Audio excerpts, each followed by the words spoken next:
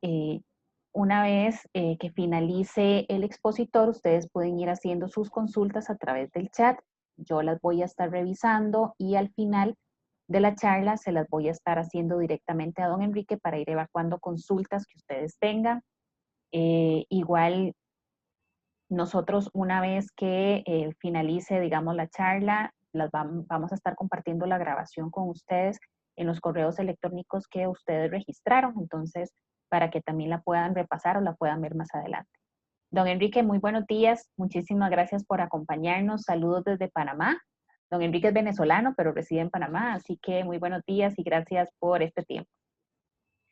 Muchas gracias, Tatiana, y muchas gracias a todo el equipo que está conectado y a la membresía de la Cámara de Industrias de Costa Rica por darnos esta oportunidad de compartir y dialogar un poco acerca de este tema fascinante que es el crecimiento.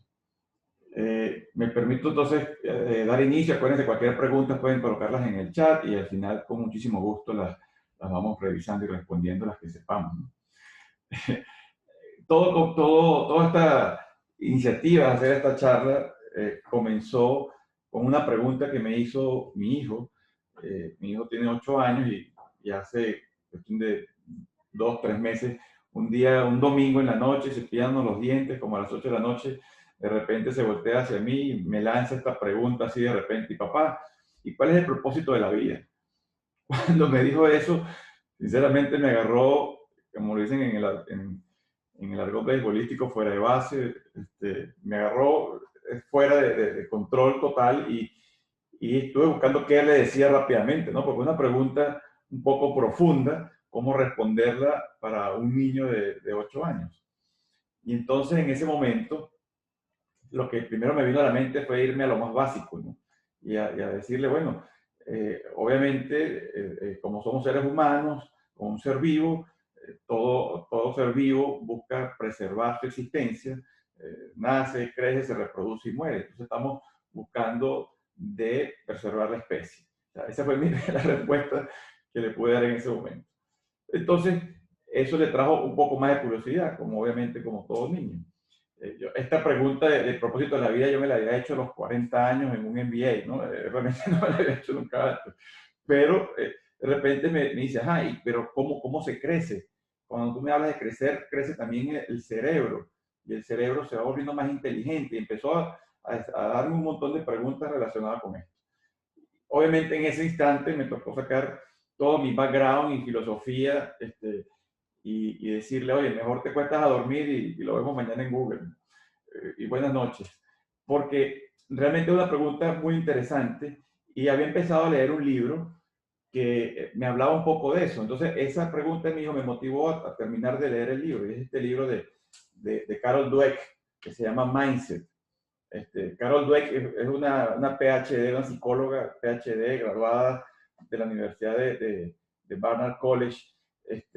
También tuvo su PhD en la Universidad de Yale, súper reconocida. Muchos de ustedes quizás ya habrán escuchado de ella, algunos videos o algunos de sus libros. Este es un bestseller, particularmente creo que tiene más de 3 millones de copias ya vendidas.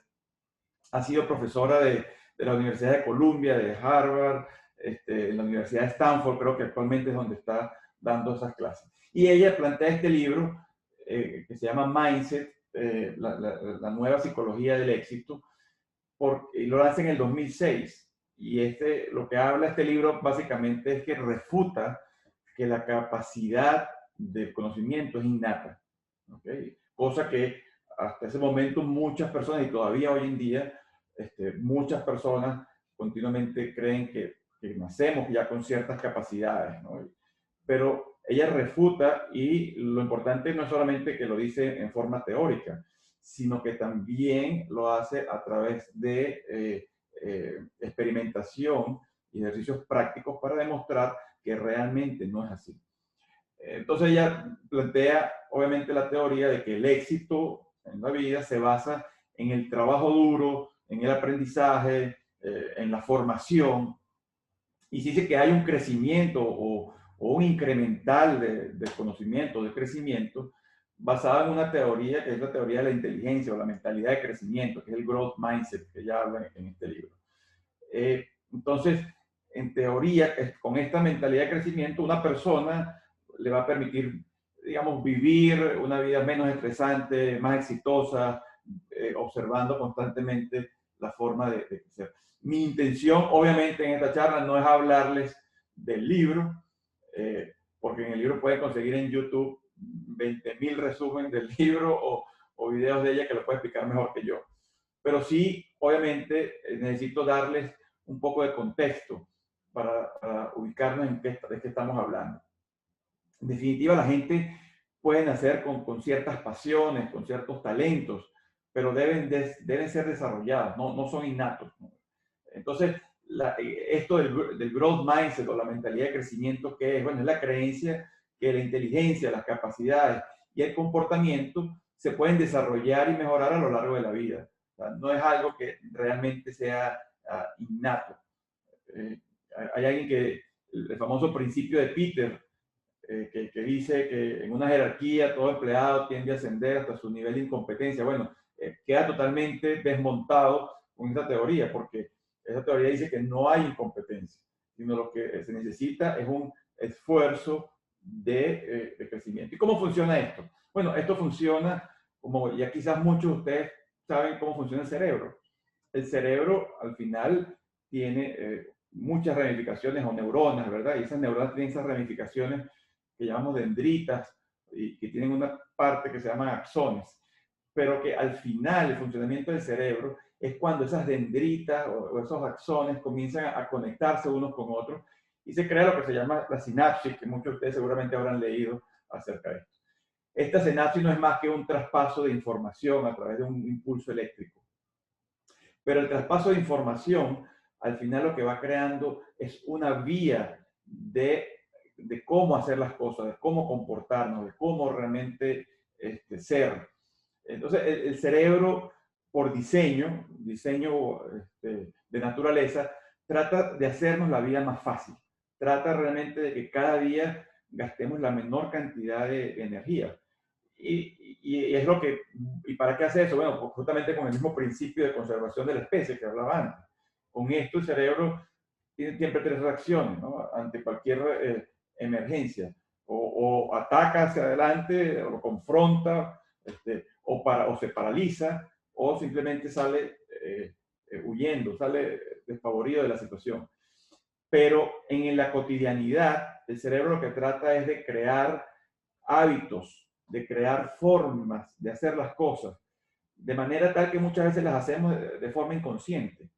¿Okay? Siempre agarramos la misma vía para ir al trabajo o siempre nos cepillamos los dientes con la misma mano. Y por eso que muchas veces hemos escuchado ya desde hace varios años hacia acá muchas recomendaciones que nos dicen que hagamos cosas diferentes para estimular el cerebro. Inclusive hay aplicaciones que nos dicen haz las cosas diferentes, cepíllate un día con la mano izquierda, agarra otra ruta, ponte una camisa diferente, en fin, para romper y cambiar esas vías que ya se han hecho, esas conexiones que se ha hecho a nivel del cerebro y cambiarlas hacia unas nuevas.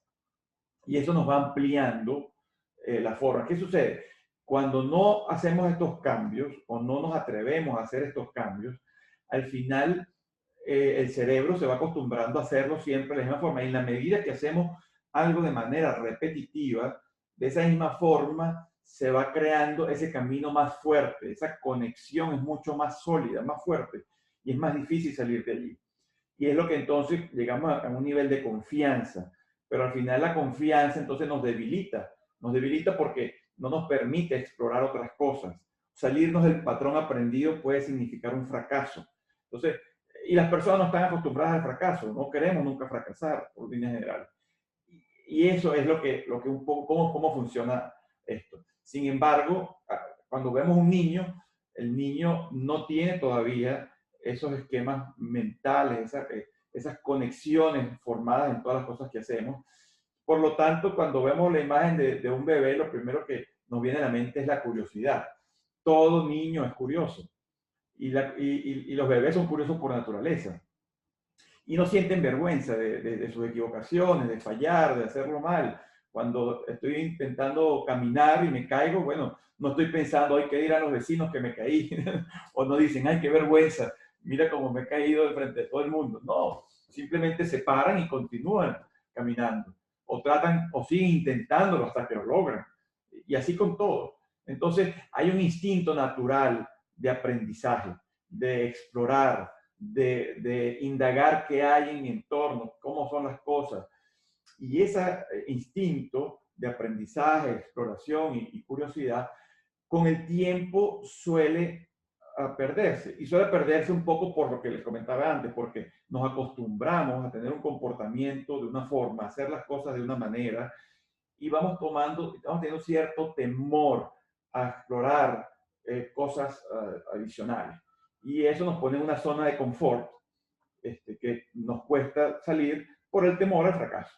Entonces, los niños no tienen eso. Los niños van aprendiendo, los niños van cuestionándose todo, inclusive cuando van siendo más grandes, a la edad de 4, 5, 6 años empieza la edad del por qué, ¿no? Y empieza a preguntarte por qué tal cosa y por qué tal cosa, porque quieren entender, quieren conocer.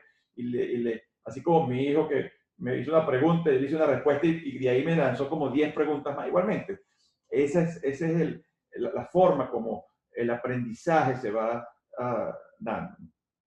Y es el reto, por supuesto, de los maestros de cómo mantener esa llama viva. Entonces, digamos, viendo un poquito más al detalle el tema de la teoría y ya conceptualizando, ¿no?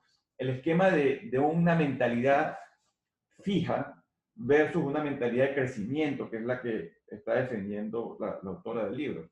Entonces, en la mentalidad fija me rindo cuando la forma de resolverlo no está clara, no sé cómo es, no lo conozco, nunca lo he experimentado, prefiero no hacerlo. Esa es la reacción. Mientras que en la mentalidad de crecimiento persisto, a pesar de que pueda fracasar o los obstáculos o del desconocimiento. La autora menciona en el libro un experimento que hizo con niños, creo que eran de 10 a 13 años, donde les colocaba rompecabezas con un grado de dificultad que iba aumentando. Entonces, ahí se podía discriminar fácilmente cuáles eran los niños que tenían una mentalidad fija y cuáles eran los niños que tenían una mentalidad de crecimiento. Y básicamente porque los que al principio, el primer nivel lo fueron haciendo, perfecto. Y eso también se ve a nivel de los videojuegos, ¿no? El primer nivel es el más sencillo para empezar a andar. Luego el segundo nivel tiene ya un grado de dificultad mayor y así sucesivamente. Hay quienes llegan a un momento que se rinden inmediatamente y desisten de seguir intentándolo. Mientras que hay otros que sencillamente el hecho de no poderlo hacer es justamente la motivación. El hecho de no poder lograrlo es lo que, oye, yo sí lo puedo hacer, esto no me va a vencer a mí, y ahí es donde comienza a formarse esta mentalidad de crecimiento. En una mentalidad fija, me puedo sentir amenazado inclusive por el éxito de otros, mientras que en una mentalidad de crecimiento, el éxito de otros más bien me nutre. Y pido y pregunto, ¿y cómo lo hiciste? ¿Y cómo me intereso cómo fue el proceso de cómo lo hiciste? En una mentalidad fija, obviamente, cualquier retroalimentación que me dé el entorno, me puedo sentir hasta amenazado, ¿no? Lo puedo tomar a manera personal, no siento, me puedo sentir amenazado por el éxito de los otros. Y en cambio, una mentalidad de crecimiento, tomo realmente con seriedad los esquemas de retroalimentación, de decir, oye, de verdad, esto no lo había visto, esto puede ser una oportunidad de aprendizaje para mí, esto puede ser una oportunidad de crecimiento para mi persona. En fin, en una mentalidad fija, los resultados que son negativos pueden relevar un poco mi incompetencia, mi inhabilidad, y por eso trato de ser evitado o esconderlos.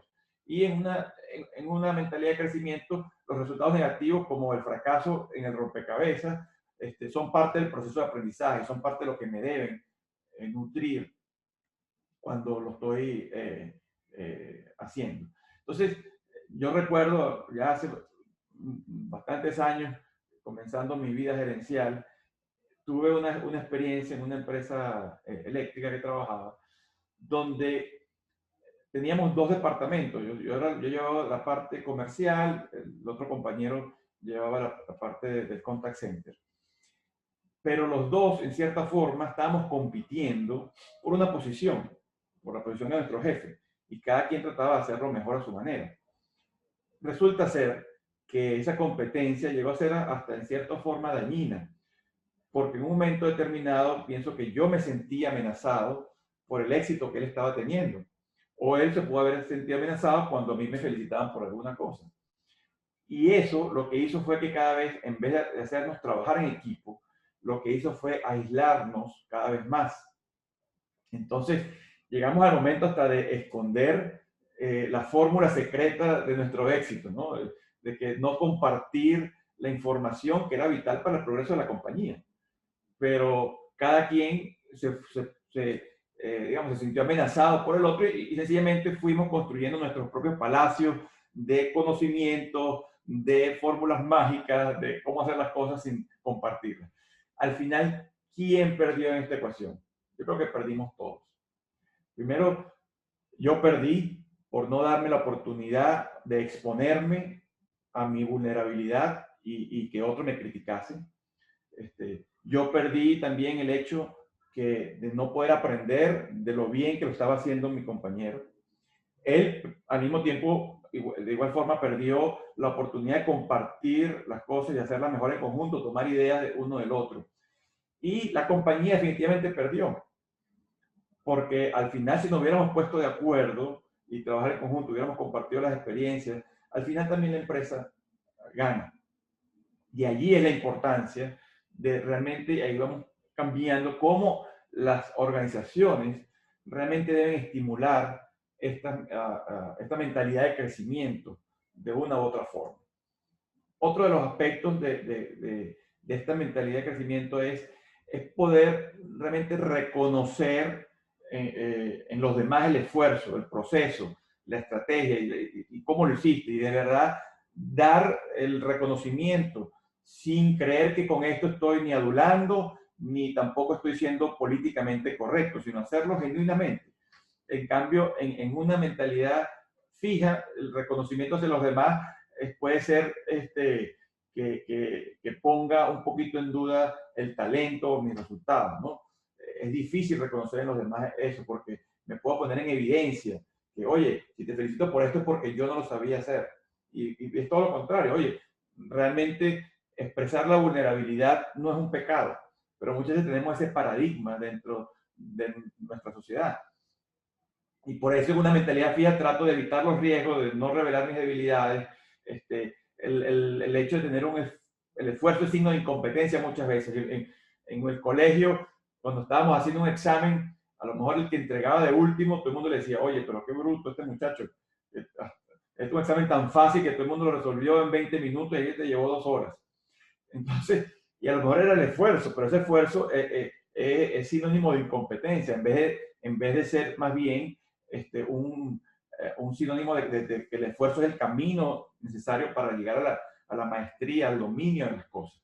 Entonces, en este esquema de mentalidad de crecimiento, al final el aprendizaje es un viaje que es continuo, es un viaje que se va cultivando día a día y mientras que en el aprendizaje con la mentalidad fija, lo que tratamos de ser cada vez más inteligentes. Y la inteligencia tiene un cierto estereotipo. Entonces, y el ser más inteligente cree que es hacerme experto en un área en específico, pero no me atrevo mucho a explorar hacia el entorno. Ahora, nos hacemos la pregunta como padres muchas veces, ¿de dónde sale esto? ¿Cómo comenzamos? Si yo quisiera fomentar esto en mis hijos, ¿cómo hago este esquema desde el inicio para que mi familia, mi entorno o necesariamente mi comunidad logre realmente impulsar esta mentalidad de crecimiento? Entonces, cuando a veces le decimos a nuestros hijos, oye, tú sí eres inteligente, tú eres maravilloso, y le damos esa potente dosis de autoestima, creemos, al final lo que estamos haciendo es colocarlo en un pedestal, ¿no? En un pedestal que es muy frágil. Y luego siente un compromiso por realmente permanecer en ese pedestal y no querer defraudar a nadie, no querer defraudar a los padres principalmente. Entonces nuestros hijos, oye, cuando uno les dice, oye, tú eres el mejor, tú eres maravilloso, excelente, eres increíble, eso no es que está bien, pero no es que está mal, pero realmente tiene que venir acompañado de otras cosas, porque si no simplemente lo que estamos es reforzando un lugar donde lo estamos colocando, que luego se va a sentir comprometido a permanecer allí y muchas veces inclusive hasta haciendo trampa, solamente para no defraudar la imagen que hemos creado de esta persona. Sin embargo, esta retroalimentación, este feedback, si lo damos más bien en función del proceso, ¿no? Enfocarnos más en el proceso que en el resultado. En fin, gratificar cómo lo ha venido haciendo. O sea, se puede reconocer el resultado, pero enlazarlo con lo que lo llevó allí, con lo que hizo que realmente lo lograse. Si no sé si tiene la información, hay que preguntar cómo lo hizo, o sea, pero nunca celebrar un resultado donde no hubo el esfuerzo o no recompensar un esfuerzo que realmente no se hizo. Porque muchas veces la persona pudo haber tenido un resultado por casualidad, por X o Y, pero no fue por el esfuerzo que se demostró.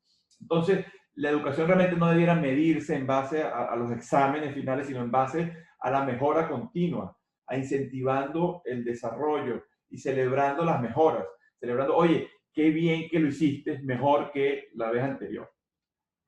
En estos días mi hijo está en unas clases de tenis, y mi hijo no es el más deportista, y lo sabemos, lo reconozco, a pesar de que me hubiese encantado que fuera el mejor deportista, pero no lo es.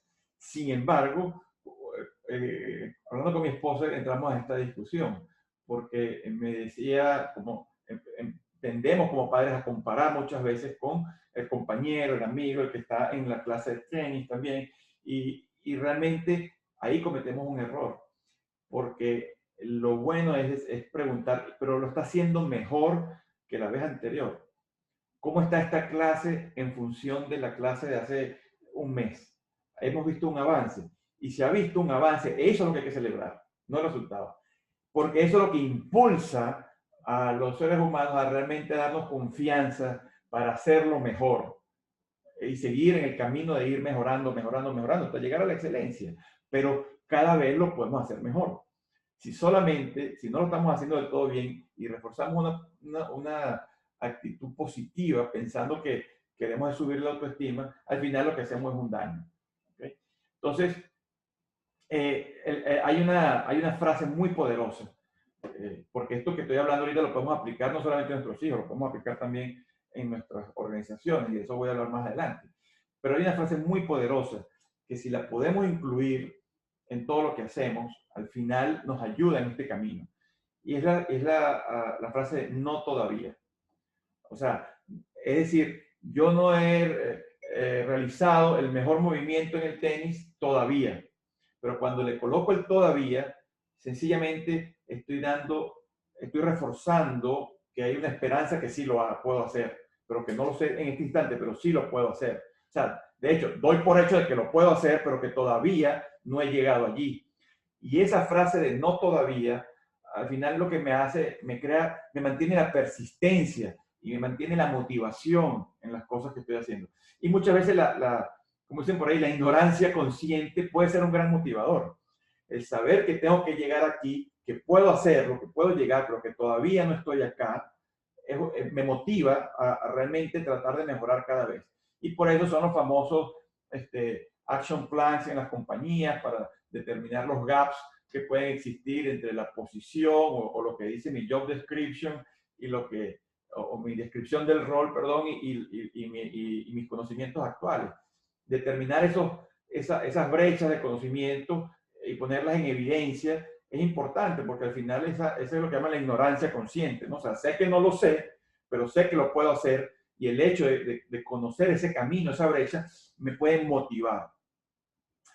En el deporte se pueden conseguir miles de ejemplos de este tipo, pero uno de los que me llamó más la atención ha sido el de Michael Phelps, el famoso nadador que ha sido el mayor medallista olímpico. Oye, Michael Phelps tenía trastorno por déficit de atención y con hiperactividad, diagnosticado, y muchos no creían en él. Y si bien pudiese tener algunas condiciones físicas innatas, que la extensión de los brazos un poco más largas, obviamente su cuerpo, pero con eso no hubiese sido suficiente. Sin embargo, él logró entender que realmente en la práctica, en el esfuerzo, en la constancia, en la disciplina, es donde está realmente el éxito. Y por eso él decía, yo entreno hasta los fines de semana, porque son 54 días más, si entreno todos los domingos, son 54 días más que puedo entrenar, más que mi competencia. Y eso me debe dar alguna ventaja. Y en efecto fue así. O sea, ahí está el mensaje, la práctica, el esfuerzo, ¿dónde está? Hay un famoso libro que es un bestseller también que seguramente ustedes habrán escuchado, leído, seguramente es Good to Great de James Collins, ¿no? Donde habla un poco que las compañías realmente limitan su crecimiento dependiendo de la habilidad que puedan tener para atraer a las personas correctas. Y cuando dice que no importa tanto el conocimiento, sino la actitud que pueda tener la persona. Porque hay una gente que es apasionada, una gente que es comprometida, una gente que conoce y que tiene mentalidad de crecimiento, es la gente que realmente mejor nos sirve en las organizaciones, porque son las que van a crecer junto con la organización, van a aprender, pero las personas que uno las puede contratar porque son muy inteligentes, realmente quizás no necesariamente es el perfil adecuado para el crecimiento que queremos dentro de una organización. Hablando de este tema, entonces entramos un poco de lo que son las culturas en las organizaciones. Porque al final, esto que estamos hablando de cómo crear este espacio de crecimiento en las organizaciones, tiene mucho que ver con las culturas. La cultura las hay, obviamente, a nivel país. Mi familia, dentro de mi familia tenemos una cultura.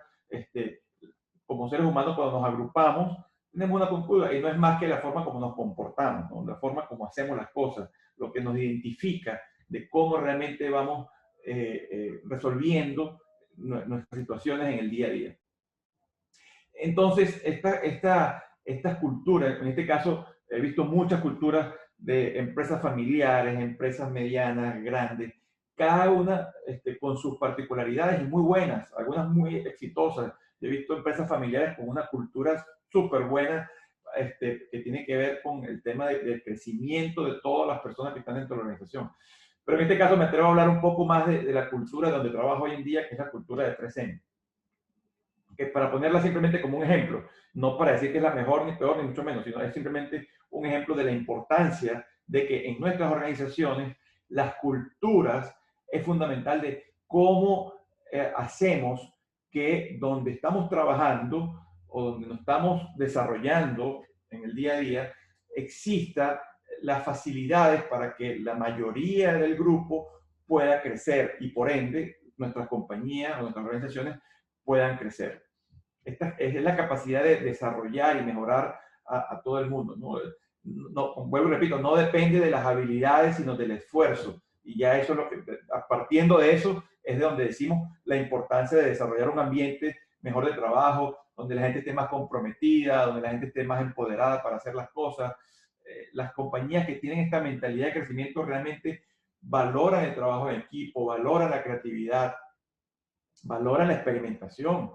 Pero en las empresas o compañías que tengan un pensamiento, digamos, fijo, se habla de esto, pero seguro que no se está dispuesto a pagar el precio por los errores, porque eso tiene un costo. O sea, cometer errores tiene un precio en la organización y no todos están dispuestos a soportarlo. Pero bueno, eso es un poco de la diferencia que hay entre una y otra, ¿no? En las organizaciones que tienen esta mentalidad fija, existe una lucha constante de querer ser, aparentar, como les comentaba en mi persona, de querer ser el mejor y querer aparentar para tener una posición específica. Pero realmente ese hecho de que yo lo hago mejor que tú, soy más inteligente que tú, entonces, como dije antes, puedo llegar hasta esconder información, disimular los resultados, aparentar algo que realmente no es, o sencillamente no compartir mi conocimiento porque puedo llegar a creer que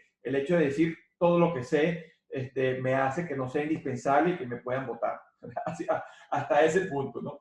Pero realmente esas organizaciones no crecen. No crecen. ¿Por qué? Porque el dinamismo que hoy en día nos exigen en los mercados, el dinamismo que estamos viendo es constante cambio. Y para eso estamos clarísimos que una sola persona no tiene todo el conocimiento. Ya esas estructuras de Taylor y Fayol, donde el jefe magnánimo era el que sabía todo y que todo el mundo obedecía y era amén, ya eso realmente en las compañías modernas y en las organizaciones modernas no existe. Porque dentro de, por ejemplo, nuestra cultura tenemos varios elementos que están aquí. El enfoque con el cliente, innovar con audacia, pero, por ejemplo, somos una compañía de innovación, pero ¿cómo es posible realmente ser una compañía de innovación si no estamos dispuestos a aprender del fracaso? Si no estamos dispuestos a fomentar la curiosidad y la experimentación. ¿Cómo la compañía puede innovar si no permitimos que sus empleados piensen en grande y que se atrevan realmente a hacer cosas diferentes? Así, ganar con agilidad, que es otro elemento de nuestra cultura. Para poder ganar con agilidad no basta tener procesos muy estructurados, porque en la informalidad del día a día es donde realmente se consigue esta agilidad. O sea que se requiere colaboración y una colaboración de manera eficiente.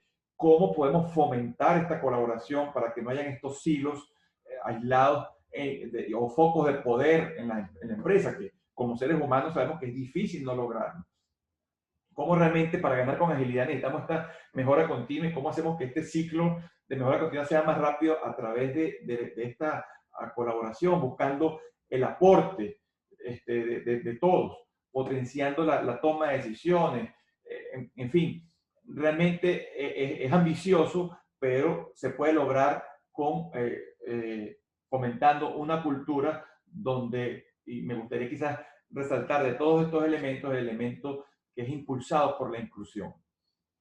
Porque cuando estamos impulsados por la inclusión, estamos hablando de que podemos realmente cultivar una comunidad más conectada, una comunidad que se atreve a expresarse, una comunidad que no tiene miedo a decir lo que piensa, donde la diversidad realmente no es porque esté de moda el tema de diversidad e inclusión, sino porque realmente es estratégico y es productivo. Porque quizás la persona que tenía la mejor idea, si se queda callada en una reunión porque tiene vergüenza de expresarlo, quizás la compañía se pierde esa mejor idea. En nuestro caso somos una compañía americana y muchas de las cosas se hablan en inglés. No todo el mundo tiene un inglés perfecto y muchos a veces se pueden sentir con temor a expresarse porque en el auditorio la mayoría habla inglés y él no lo habla perfectamente. Pero eso no quiere decir que esa persona no tenga la mejor idea. Y ahí es donde está la importancia de la inclusión. La diversidad, digamos, es más controlable, porque la diversidad, al final, lo que queremos es tener representación de las minorías de la sociedad, ser un reflejo de la sociedad. Pero tú la controlas ¿dónde? La controlas en el proceso de incorporación de personas a la compañía.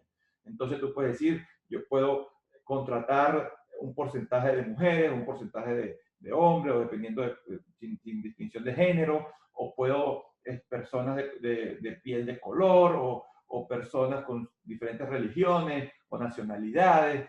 Esa es la diversidad. Pero cuando hablamos de inclusión, estamos hablando de realmente darle participación a todos estos grupos dentro del pensamiento estratégico de la compañía, dentro de las cosas que se van a hacer. O sea, que se valora la experiencia, no necesariamente la apariencia, ¿no?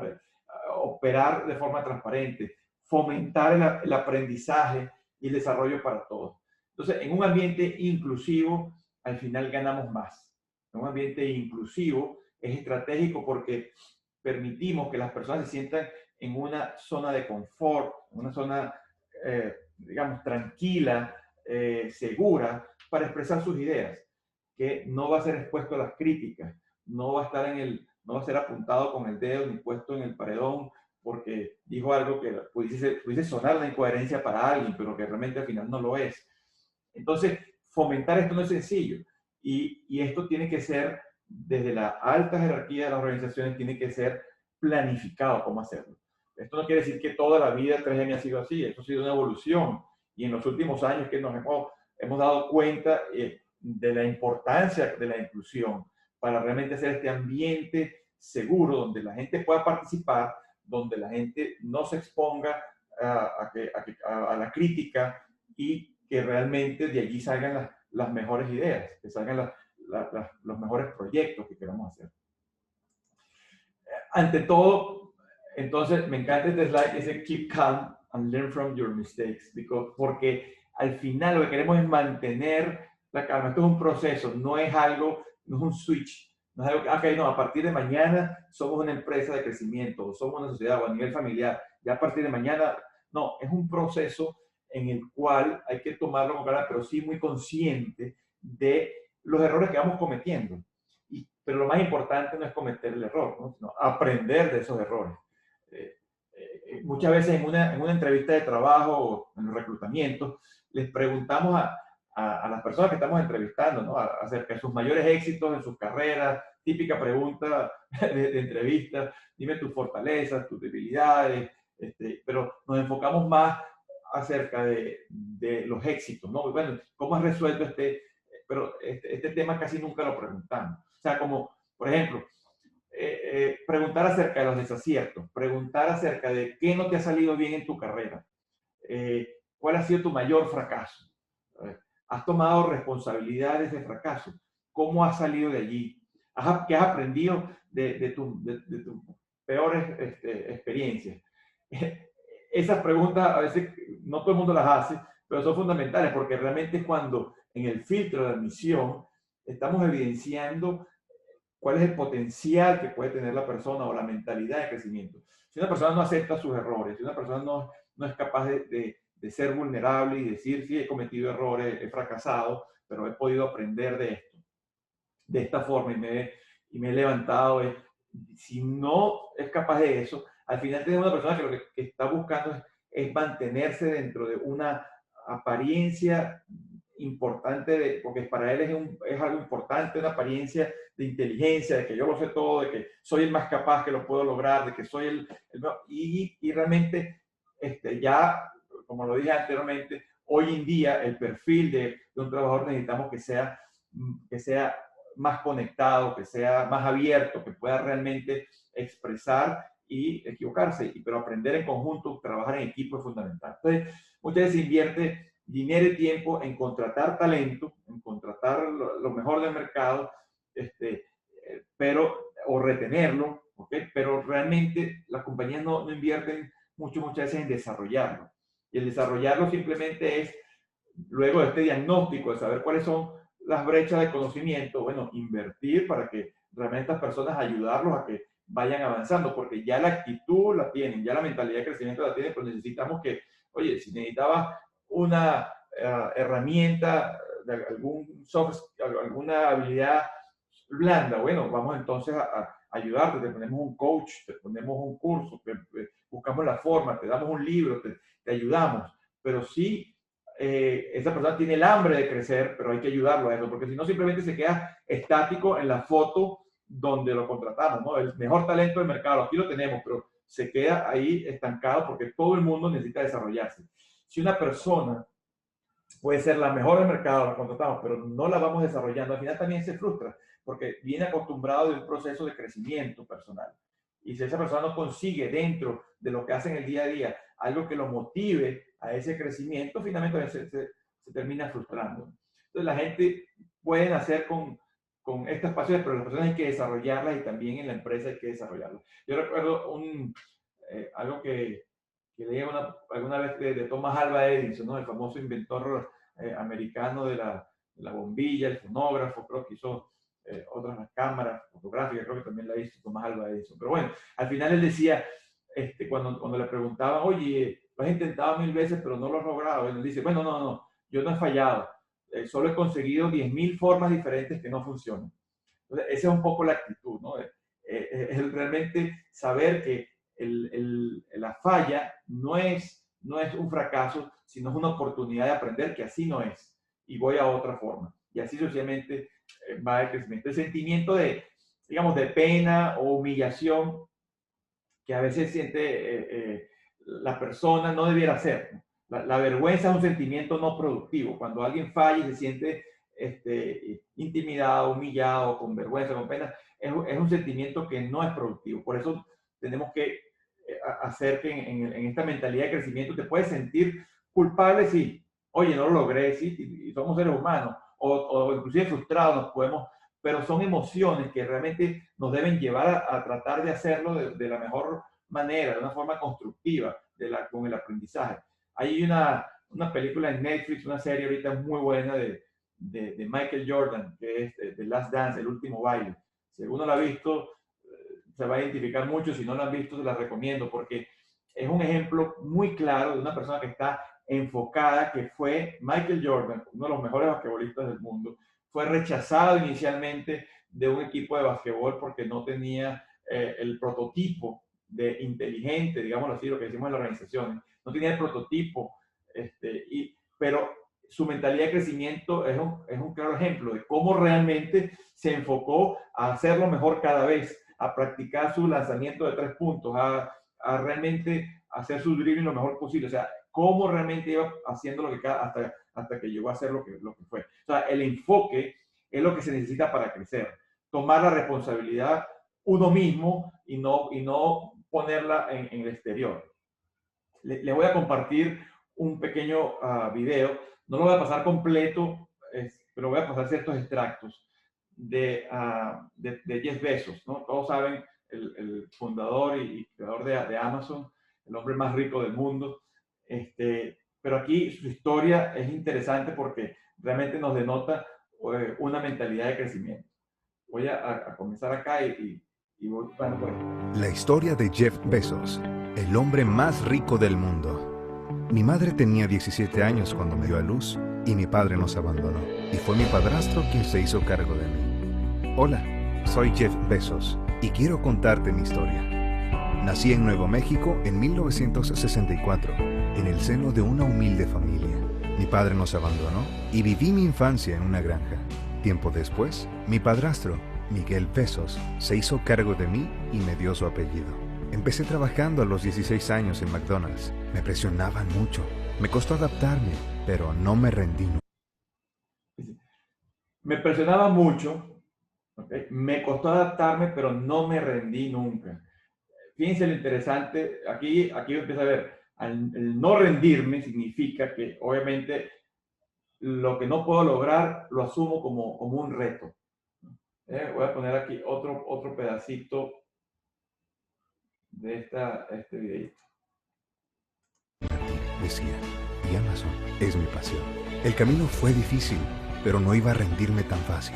Siempre he dicho que la austeridad y la sobriedad potencian la innovación. Una de las pocas formas de salir de una caja apretada es inventar tu propio camino. He cometido miles de errores que me costaron pérdidas de millones de dólares en Amazon.com. Literalmente miles de millones. Pero no importan, ya que unos pocos grandes éxitos compensan docenas de cosas que no funcionaron. Gracias a mi perseverancia y duro esfuerzo, mi trabajo dio grandes frutos. Dice, el camino fue difícil, pero no iba a rendirme tan fácil. Hay que ser conscientes de que no va a ser sencillo. ¿Okay? Hay que ser consciente que realmente cuesta.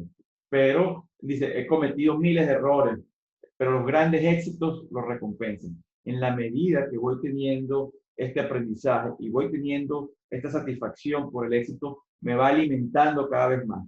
Y finalmente dice, gracias a mi perseverancia y duro esfuerzo, es que he logrado este éxito. Voy a poner acá la última partecita y ya vamos finalizando. Recuerda siempre que tus sueños se realizarán cuando mantengas un compromiso inquebrantable con ellos. Si dejas salir todos tus miedos, tendrás más espacio para vivir tus sueños. No podemos estar en modo convivencia, tenemos que estar en modo crecimiento.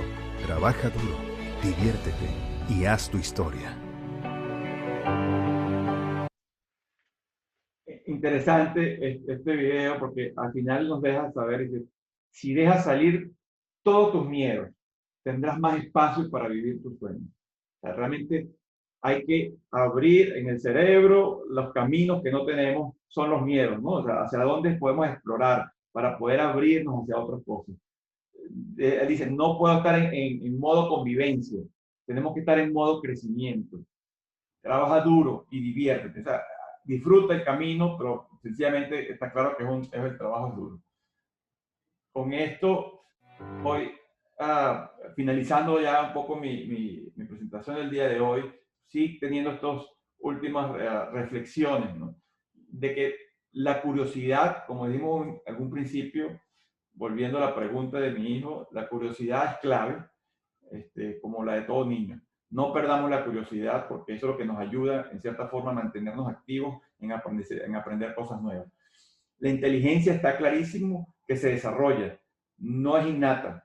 La inteligencia no es un dote que me dieron al nacer y que fui afortunado por eso, sino que se puede lograr y se puede aumentar y desarrollar cada vez.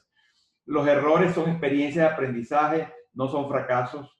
Es fundamental compartir, reconocer y celebrar no solamente mis éxitos, sino los éxitos de los demás. Compartir y preguntar, reconocer a las otras personas cuando hacen cosas buenas, porque eso refuerza dentro de una organización este espíritu y esta cultura de crecer en conjunto. Y por eso tener una comunidad, una organización que esté conectada, que esté inclusiva, que sea inclusiva, que permita la mayor productividad. Espero, más que haber dado una clase teórica de Growth Mindset, sino el haber podido realmente transmitir ciertos conceptos de la importancia dentro de nuestras culturas organizacionales o dentro de nuestro ambiente donde nos estemos en trabajo, ¿no? Estar conscientes que las personas somos más productivas en un ambiente que impulse el desarrollo, donde exista la confianza, para que podamos desarrollar mucho más todas nuestras capacidades, tanto personales como colectivas, ¿no? Sin ningún temor a cometer errores, pero sí con la verdadera convicción de aprender conscientemente de que cada uno de nosotros puede crecer, de cada uno, aprendiendo estos errores, podemos crecer. Yo los invito a cambiar el no puedo, esa frase que es tan dañina, o simplemente la duda, ¿podré yo hacer tal cosa? Y cambiarlo simplemente por el cómo puedo hacer yo tal cosa, cómo realmente puedo lograr. Cuando le ponemos el cómo, significa que sí lo puedo hacer, lo que pasa es que todavía no sé cómo hacerlo, pero soy capaz de, o añadir la frase no todavía, que también es muy poderosa. Con esto finalizamos, espero que les sirva de algo y estamos abiertos ahorita a las preguntas o cualquier comentario. Muchísimas gracias, don Enrique. De verdad que bastante claro y muy interesante cada una de los procesos que fue explicando. Aquí tengo unas consultas en el chat, se las voy a ir haciendo. Don José Luis Porras nos dice, ¿cómo lograr que en el equipo vea la competencia sana como una oportunidad de crecimiento para cada miembro del equipo y de la organización? Sí. Creo que no es sencillo y al final es un tema de modelar con el ejemplo.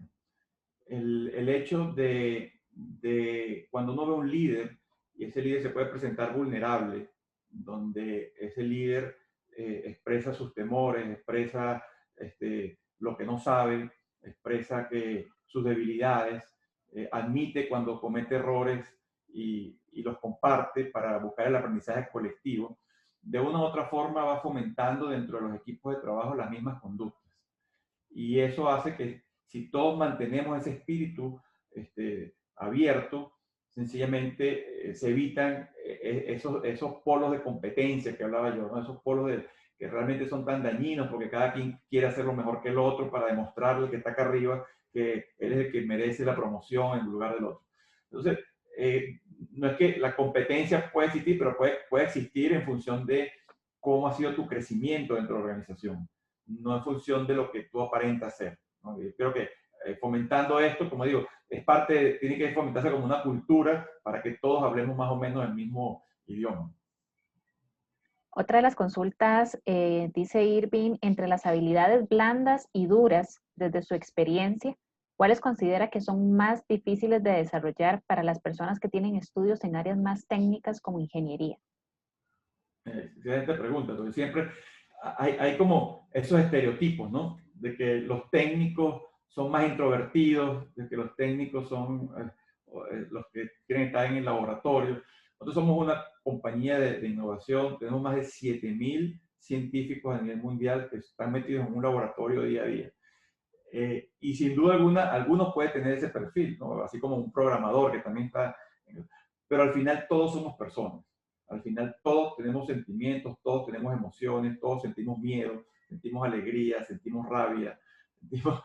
Y cuando logramos conectar emocionalmente con el grupo de personas, puede salirse ese estereotipo, ¿okay? Y esa etiqueta, porque muchas veces esa etiqueta viene impuesta por mi entorno, no necesariamente porque yo sea así. Y nos hemos conseguido personas que no han tenido la oportunidad dentro de la organización de dar una, de expresarse, porque no, él es el ingeniero, él es el técnico del laboratorio, y él no tiene esas habilidades de expresarse en público, pero no importa, no las puede tener ahora, pero no quiere decir que no las pueda desarrollar. Entonces hay que darles la oportunidad, hay que identificar esa brecha, hay que fomentar, a impulsarlo dentro de su plan de desarrollo individual, impulsarlo a que tome el riesgo y que se sienta en un ambiente seguro de que si no lo hace perfecto no hay problema, pero más bien valoramos el esfuerzo que ha hecho por atreverse a dar el paso a hacerlo diferente. Entonces creo que es un poco sobre eso. Bueno, aquí tenemos otros comentarios. Jessica Golfín le da las gracias, don Enrique. Dice que súper claro el mensaje y muy importante en esta época de pandemia y crisis económica que están pasando las empresas. Por su parte, también aquí hay otra de las consultas que dice, ¿cómo lograr cambiar un mindset negativo de una persona por experiencias en su vida, por diferentes situaciones, para que realmente desee crecer y mejorar? No es fácil. Empieza a pasar porque no es un camino fácil. ¿Por qué? Porque hemos creado en nuestro cerebro ya una forma de cómo hacemos las cosas. Y hemos tenido, nosotros somos, al final somos producto de nuestro aprendizaje a lo largo de la vida, de nuestras experiencias. Yo no puedo decir que soy producto de mí mismo, de lo que yo sé o que he aprendido por mi cuenta. No, yo soy producto de mis experiencias, de todas las personas que han sido mis jefes a lo largo de mi carrera profesional, y cada uno ha agarrado un poquito y he descartado otras cosas. Entonces, al final son patrones que tenemos de comportamiento. Romper eso no es fácil, pero el primer paso creo que viene por un insight. El primer paso viene por el darse cuenta. El darse cuenta es tener la oportunidad de lo que la famosa ventana de Johari, ¿no? De descubrir lo que ven los demás que yo no veo. ¿Okay? La ventana de Johari es un cuadrante donde yo veo hay cosas que yo sé que los demás saben de mí porque son evidentes, pero hay cosas que yo sé de mí que los demás no lo saben y son mis secretos, ¿no? Hay cosas que yo no lo sé y tampoco los demás, pero están allí en un mundo desconocido X. Pero hay cosas que yo no conozco o que no me doy cuenta que los demás sí ven. Entonces, esa es la ventana de crecimiento más importante. Entonces, tener mecanismos de feedback, tener mecanismos formales de encuestas 360, tener mecanismos o sesiones donde las personas me puedan decir abiertamente, bajo ciertas metodologías o como fuese, lo que se ha hecho bien, pero lo que se puede mejorar, me permite a mí como individuo en una organización poder tomar todo ese feedback y ser lo suficientemente maduro y entender, porque quizás es recibir entrenamiento, entender de que ahí realmente es donde está mi oportunidad de crecimiento. Y trazarme un plan para decir, ok, tengo 20.000 áreas de mejora, voy a agarrar nada más estas tres, y estas tres me voy a enfocar, y ayudar a realmente que esta persona se mejore o crezca en esos aspectos. Eso es lo que hace poco, como dije, no es un switch, es un proceso, pero hay que comenzar porque el darse cuenta y que la persona tenga la madurez de realmente confrontar esa realidad y que se sienta seguro para sentirse claro para poder dar ese paso en un ambiente seguro y no sentirse confiado de que no va a ser criticado por hacer ese cambio. Sí, ahí Cecilia, de hecho, nos está haciendo una consulta similar, digamos, porque dice que está interesante esta última pregunta, pero ¿cómo se podría enfocar hacia la empresa? ¿Cómo hacer ese cambio de mindset, pero enfocado hacia la empresa? Sí. En la empresa tiene que ser algo planificado. Tiene que ser planificado, ¿por qué? Porque lo que estamos hablando es hacer un cambio de cultura organizacional, si no se tiene. Entonces, eso tiene que empezar de todas las posiciones de jerarquía de la compañía para poder, como todo proceso, para poder realmente ser inmerso dentro de la cultura, pero no solamente que esté escrito en una lámina de PowerPoint, en un discurso, en una reunión de empleados, sino que realmente se viva la cultura. Cuando decimos tener las aperturas es porque todo el mundo en la organización tiene que tener esa apertura. Entonces, la forma es que en una organización es planificarlo primero, segundo, dando las herramientas, tercero, entrenando a las personas, y sobre todo hacer un trabajo muy importante con supervisores, gerentes, quienes al final son los que toman las mayores decisiones dentro de la organización, son los que tienen los equipos de trabajo, son los que pueden experimentar este cambio y vivirlo más al detalle en el día a día. Entonces, creo que como digo, es un proceso, pero tiene que existir un plan orquestado. Excelente, don Enrique, ya no tengo más consultas. Creo que aquí cerramos la sesión. De hecho, voy a parar la grabación.